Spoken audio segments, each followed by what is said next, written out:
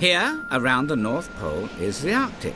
And here, around the South Pole, is the Antarctic. And we might as well start at the top. Have a look. The Arctic includes most of Greenland, plus the northern parts of Europe, Asia, and North America. But mostly, it's made up of the Arctic Ocean. When you're at the North Pole, you're not standing on land.